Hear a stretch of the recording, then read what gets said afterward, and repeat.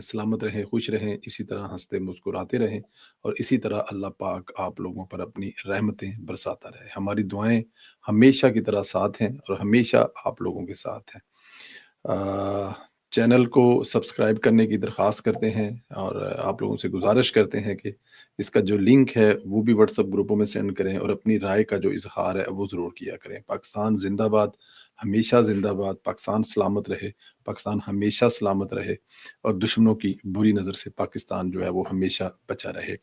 इस्लामाबाद में बदकिस्मती से जो खुदकुश धमाका हुआ है उसमें 12 लोग शहीद हुए हैं और 20 से ज़ायद इसमें ज़ख्मी हुए हैं। इस्लामाबाद कचहरी में ये जो धमाका हुआ है उसकी जो इब्तदाई रिपोर्ट है वो तैयार कर ली गई है।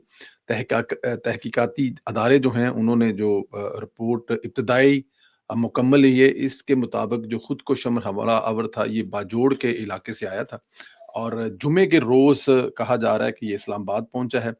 पीरवदाई में इसने रहा है और वहाँ से ये मोटरसाइकिल पर G11 में आया है। चादर ओढ़ रखी थी और हल्की-हल्की उसकी दाढ़ी भी थी। दूसरी जानब इस्लामाबाद आईजी का कहना है कि धमाके में 8 किलोग्राम तक बारूदी मवाद, बाल, बेरिंग्स इस्तेमाल किए गए हैं। अभी तक जो शवाहद इकट्ठे किए गए हैं, इसके मुताबिक हमलावर एक ही था। आईजी इस्लामाबाद ने बताया कि एक मोटरसाइकिल और गाड़ी को मशकूक तस्वर किया जा रहा है। कैमरों के बैक ट्रैकिंग से जो शवाहद इकट्ठे किए जा रहे हैं, उसमें forensic, CTD, investigation, safe city और हिस्सास अदारे जो हैं वो शवाहिद का जायजा ले रहे हैं। अब ये तो आपको पता है कि अब जिनसे हमारी दुश्मनी है, उनको जंग लड़नी तो आती नहीं है। वो मासूम लोगों का, चाहे वो उनके अपने मासूम लोग हों, चाहे उनके नेबर के मासूम लोग हों या दुनिया के किसी भी दूसरे मुल्क में दहशतगर्दी हो, इसी काम के लिए मशहूर है। जी, मैं अफ़गानियों की बात कर रहा हूँ, उनका यही काम है। उनकी पहचान दहशतगर्दी है, उनका नाम दहशतगर्दी है, उनकी शक्ल देखकर दहशतगर्द लगते हैं। बल्कि अगर कोई दहशतगर्द लफ़्ज़ की शक्ल हो तो वो अफ़गान दहशतगर्द हैं। अच्छा जी, इसके बाद जो ख्वाजा आसिफ साहब है इस धमाके के बाद उन्होंने काफ़ी जारहाना अंदाज में बयान दिया है कि दहशतगर्दी अफ़गानिस्तान का जंगी हथियार है। जी, अफ़गानिस्तान की जो मईशत है वो जंग है। अगर जंग नहीं होगी तो ये भूखे नंगे मर जाएँगे। इनको हर वक़्त जंग चाहिए कि कोई ना कोई इनको रेंट अ कार की तरह इस्तेमाल करता रहे। कभी अमेरिका इस्तेमाल करता है तो कभी इनको कोई इस्तेमाल करता है। आजकल इनको हिंदुस्तान इस्तेमाल कर रहा है। हमारे पास मुनज़्ज़म फ़ौज है जिसने चंद माह पहले भारत की कुटाई की थी। पाकिस्तान अफ़गानिस्तान के साथ रवायती जंग के लिए तैयार है। अगर वो जंग चाहते हैं तो फिर पाकिस्तान रवायती जंग का जो दायरा ग़ार है वो बढ़ा देगा। वज़ीर दफ़ा का ये बयान बहुत अहम है। पाकिस्तान मशरकी और मग़रबी महाज़ों पर लड़ाई की तैयारी किए बैठा है और अगर हिंदुस्तान ये समझता है कि पाकिस्तान को दूसरे महाज़ से कोई टफ़ टाइम दे सकता है तो ये हिंदुस्तान की भूल है। और अमेरिका ने भी यहाँ पर जो है वो बयान दिया है। 2 हादसे हुए हैं। एक कल दिल्ली में जो एक धमाका हुआ है, जो कि एक गाड़ी में जिसे सीएनजी सिलेंडर फटने से हुआ था और यही वो हकीकत है। उसके बाद उन्होंने पता नहीं उनके जो बेढंग और जो गुदी मीडिया है, उसने पता नहीं किधर से मिलाकर किधर भगा दी, किधर चीज़ें कर दी। हालाँकि जैसे ही वो धमाका हुआ था, तो इब्तदाई तौर पे उनके जो टीवी थे, उनके टॉप टीवी वो गाड़ी में सिलेंडर फटने का धमाका बता रहे थे। लेकिन आधे घंटे के बाद खबरें तब्दील होना शुरू हो गई। फिर उसके आधे घंटे के बाद उसको पुलवामा से मिला दिया, उसको दहशतगर्दी से मिला दिया और उसके बदले में 50 लोग हलाक और पूरा मुल्क रेड अलर्ट पे और पता नहीं क्या-क्या ड्रामे किए। खैर, अमेरिका ने ज कल जो दिल्ली में धमाका हुआ है, उसमें लफ़्ज़ दहशतगर्दी का ज़िक्र नहीं किया क्योंकि अमेरिका को पता है कि वहाँ पर सिर्फ़ और सिर्फ़ एक जो गाड़ी है, उसका सिलेंडर फटने का हादसा हुआ है जिसको हस्बे मामूल भारतीय हुकूमत पुलवामा जैसा वाक़या बनाने की कोशिश कर रहा है। तो इसलिए उसमें किसी किस्म का दहशतगर्दी का लफ़्ज़ इस्तेमाल नहीं किया गया। लेकिन दूसरी तरफ आज इस्लामाबाद में धमाके में अमेरिका ने वाशगाफ़ अल्फ़ाज़ में कहा है कि कहा है कि ये पाकिस्तान में दहशतगर्दी हुई है और पाकिस्तान दहशतगर्दी के खिलाफ एक बहुत बड़ी जंग लड़ रहा है। ये फ़र्क है, दुनिया जानती है कि दहशतगर्दी कौन-सा मुल्क कर रहा है, किसके खिलाफ हो रही है और ड्रामे कौन रहा है। भारत का जो मौक़िफ़ है, मेरे ख़्याल में अब दुनिया भी तस्लीम नहीं कर रही, लेकिन वो मुसलसल पाकिस्तान पर कोई ना कोई इल्ज़ाम लगाने की कोशिश करता है।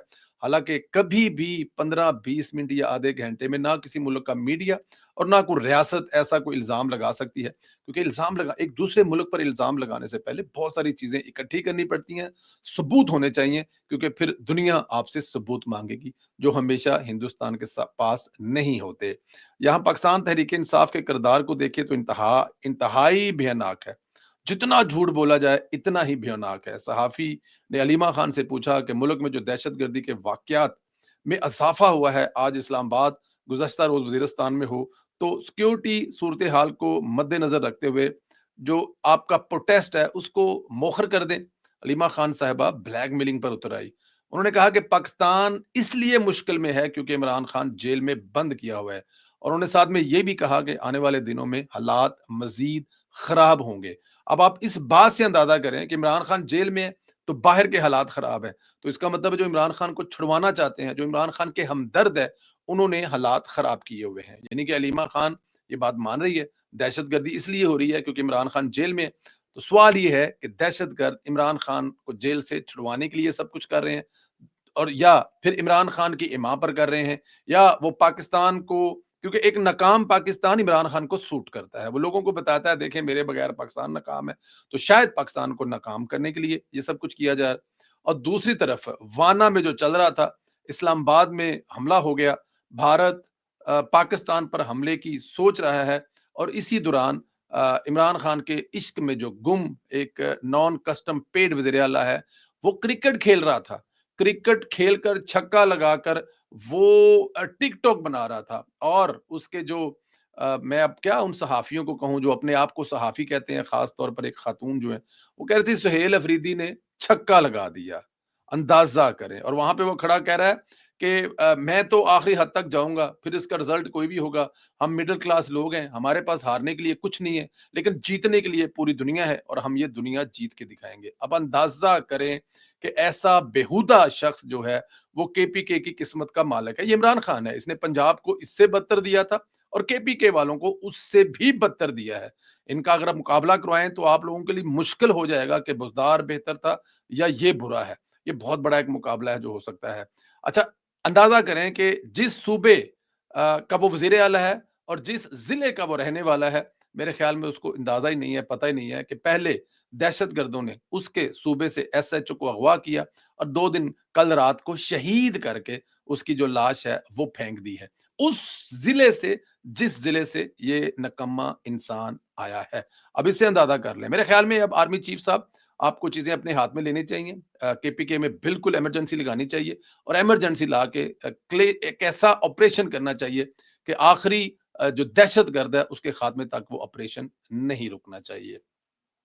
اچھا، وانا کی بات کر رہے ہیں تو اس کی تفصیل کچھ یوں ہے کہ سیکورٹی فورسز نے کالج میں موجود تمام طلباء اور اساتذہ کو بحفاظت ریسکیو کر لیا، کلیئرنس آپریشن بھی ہو چکا ہے، آفیشیل تفصیلات ابھی ہونا باقی ہیں۔ سیکورٹی نے بتایا ہے کہ کیڈٹ کالج کے وقت 225 کیڈٹس میں تقریباً 650 افراد موجود تھے، اور سیکورٹی ذرائع کا کہنا ہے کہ سیکورٹی فورسز کا آپریشن نہایت احتیاط اور حکمت عملی سے کیا گیا ہے۔ یہاں پر جو افغان خوارج کی کالج میں موجودگی کیڈٹس کی جانوں کی حفاظت کے پیش نظر آپریشن احتیاط سے کیا جا رہا تھا۔ سیکورٹی ذرائع نے بتایا ہے کہ اب آپریشن جامع طریقے سے حتمی انجام پہنچایا گیا اور آخری خوارج کو ہلاک کرنے تک سیکورٹی آپریشن جاری رہے گا۔ سیکورٹی ذرائع کے مطابق تمام طلباء اور استاذہ کے جو حوصلے ہیں وہ بلند ہیں، اور ایک کمال کے لوگ ہیں پاکستانی، خدا کی قسم پچھلے کتنے سالوں سے دہشت گردی کا مقابلہ کر رہے ہیں اور ساتھ میں دہشت گردوں کو پناہ بھی دی ہوئی ہے۔ محمود اچکزئی اور پی ٹی آئی جو ہے وہ کتنا انتشاری ٹولہ ہے، وہ اس بات سے آپ دیکھیں کہ اسپیکر پر حملہ کرنا چاہتے تھے۔ حسن ایوب صاحب نے انکشاف کیا ہے کہ محمود اچکزئی نے اسپیکر قومی اسمبلی یاز صادق پر حملے کی سازش کی، اسپیکر کو زبردستی کرسی سے اتارنے کا منصوبہ بنایا، اپوزیشن لابی میں اچکزئی نے اسپیکر کو کرسی سے اتارنے کا مطالبہ کیا۔ اندازہ کرے کہ یہ کہا اپنے ساتھیوں سے آگے بڑھو اور اسپیکر کو کرسی سے اٹھا کر باہر پھینک دیتے ہیں۔ یہ اس لیول تک چلے گئے ہیں یا اس لیول تک جا سکتے ہیں، اور کرسی سے اتارنے کا انہوں نے پروگرام بنا لیا، لیکن بیرسٹر گوہر علی محمد خان اور عامر ڈوگر نے اس اقدام کی مخالفت کی، اور اسپیکر کی کرسی پر حملہ پارلیمان اور جمہوریت پر حملہ ہوگا۔ تھوڑی بہت ابھی بھی ان لوگوں میں ہے کہ انہوں نے اس چیز کو جو ہے وہ روکا ہے۔ مسلم لیگ نون کے سینئر رہنما عرفان صدیقی صاحب کی نماز جنازہ میں وفاقی کابینہ کے ارکان، سینیٹر، ارکان اسمبلی اور مسلم لیگ نون کی اعلیٰ قیادت نے شرکت کی۔ وزیر اعظم میاں محمد شہباز شریف صاحب کو شرکت کرنا چاہتے تھے جنازے میں، لیکن کیونکہ اسلام آباد میں جو دھماکہ ہوا اس کے بعد سیکیورٹی کلیئرنس نہیں ملی اور وہ جنازے میں شرکت نہیں کر سکے۔ لیکن جیسے ہی جنازہ ہوا اور جنازے کے فوراً بعد وہ عرفان صدیقی صاحب کے گھر پہ پہنچے، ان کے بھائی بیٹی اور اپنے ان کی پوری فیملی سے ملاقات کی، اور عرفان صدیقی صاحب کا چلے جانا نہ کہ ان کی فیملی کے لیے بلکہ شریف خاندان اور پاکستان کے لیے ایک بہت بڑا لوس ہے جو شاید کبھی پورا نہ ہو سکے گا۔ اس کے علاوہ وفاقی وزیر احسن اقبال، ڈاکٹر فضل چودھری صاحب، اعظم نذیر تارڑ صاحب، امیر مقام صاحب، وزیر اطلاعات عطا اللہ تارڑ صاحب، اور اس کے علاوہ رانا ثناء اللہ پرویز رشید صاحب اور کافی زیادہ جو ممبر اسمبلیز ہیں انہوں نے شرکت کی ہے، کیونکہ وہ بہت زیادہ سب سے پیار کرتے تھے، سب سے محبت کرتے تھے۔ وفاقی کابینہ کے ارکان، منتخب نمائندگان اور پارٹی رہنماؤں نے مرحوم کے صالح ثواب کے لیے دعا کی، اہل خانہ سے دلی ہمدردی اور تعزیت کا اظہار بھی کیا۔ وزیر اعظم جنازے کے بعد عرفان صدیقی کے گھر گئے، بتایا اسلام آباد میں جو الرٹ تھا اس کی وجہ سے وہ نہیں آ سکے، لیکن انہوں نے بھی جب وہ ان کے گھر پہ گئے تو میرے خیال میں یہ وزیر اعظم صاحب جو ہیں وہ آج سے پہلے آپ کو بتایا ایک وزیر اعظم صاحب اور بھی تھے، ان کے بارے میں نہیں بتانا چاہتا، لیکن شہباز شریف صاحب جو ہیں وہ اپنے مرحوم ساتھی کے گھر پہ گئے، اور بڑا لمبا سفر ہے جو شہباز صاحب نے اور میاں محمد نواز صاحب نے عرفان صدیقی صاحب کے، اور جو ہمارا ان کے ساتھ پیار تھا، میں اب بھی سوچتا ہوں تو میں مطلب کہ انبلیویبل ہے کہ جتنی محبت اور وہ پیار کیا کرتے تھے۔ مجھے یاد ہے کہ کوپن ہیگن میں ہم سکندر صاحب جو ممبر پارلیمنٹ ہے ان کے گھر پہ جو ناشتہ تھا تو وہاں پہ ٹائم بالکل نہیں تھا، ہمارے دوست جو سفیر ہیں شعیب سرور صاحب کہہ رہے تھے کہ ہم لیٹ ہو جائیں گے انٹرویو اگر کر لیا تو، لیکن صدیقی صاحب نے کہا بیٹھیں 5 منٹ سندیلا صاحب کے ساتھ، اتنی دور سے یہ آئے تو ان کے ساتھ بات کیے بغیر جانا مناسب نہیں ہوگا۔ ساتھ میں یہ بھی کہا کہ آپ لندن آئے تو وہ اگر میرے جیسے ایک ورکر سے اتنا پیار کرتے ہیں تو سوچیں پارٹی قیادت سے وہ کتنی ان کی پیار اور محبت کا رشتہ تھا۔ مریم نواز صاحبہ جو اس وقت اپنے وفد کے ساتھ برازیل میں موجود ہیں اور وہاں پر اس وقت جو کوپ کا اجلاس جاری ہے اس میں شرکت کے لیے گئی ہیں، مریم نواز صاحبہ نے وہاں پر خطاب بھی کہا اور بات کرتے ہوئے کہا کہ دنیا بھر میں کاربن کے اعداد و شمار دیکھیں تو پاکستان کا شاید 1% حصہ سے بھی کم ہے، مگر جب قدرت کے قہر برستے ہیں تو سب سے زیادہ زخم ہمیں ہی ملتے ہیں۔ سن 2025 میں پنجاب میں ایک قیامت خیز قسم کا سیلاب آیا، 27 ڈسٹرکٹ جو ہیں وہ اس سے متاثر ہوئے، 48 لاکھ انسان اس آفت میں لپیٹ میں آئے، لیکن ریاست پنجاب نے وہ کر دکھایا جو کبھی خواب لگتا ہے۔ 26 لاکھ سے زائد شہری اور 21 لاکھ سے زیادہ جانوروں کو بر وقت ہم نے محفوظ جگہ پہ پہنچایا جا۔ یہ آزمائش نہیں تھی بلکہ یہ ہماری تیاری کا امتحان تھا کہ اس قسم کے اگر آفتیں آئیں تو ہم لوگ اس کے لیے تیار ہیں کہ نہیں۔ اسی جذبے کے تحت ہم نے پاکستان کی تاریخ میں پہلی بار وائلڈ لائف ریسکیو رینجر قائم کیا کہ ایک نئی قسم کی فورس تیار کی ہے اس قسم کی جو مسائل ہیں اس سے نپٹنے کے لیے۔ ریسکیو گاڑیاں، الیکٹرک بائک، جی پی ایس کالر سے لیس تاکہ زخمی یا خطرے میں پڑے جانوروں کو فوراً مدد مل سکے۔ اب 3 جدید rescue centre, wild life help line 1107 24 گھنٹے عوام کے لیے حاضر ہے۔ مریم نواز نے کہا کہ یہ وقت ہے کہ کوپ 30 صرف ایک کانفرنس نہ رہے بلکہ عہد بنے، ایک ایسا لمحہ جہاں الفاظ نہیں حوصلے بولیں، جہاں انسان اپنی زمین سے زیادہ تعلق کو پہچانے، اپنی تحلیق پر عاجزی اختیار کرے اور ایک دوسرے کی امید تلاش کرے۔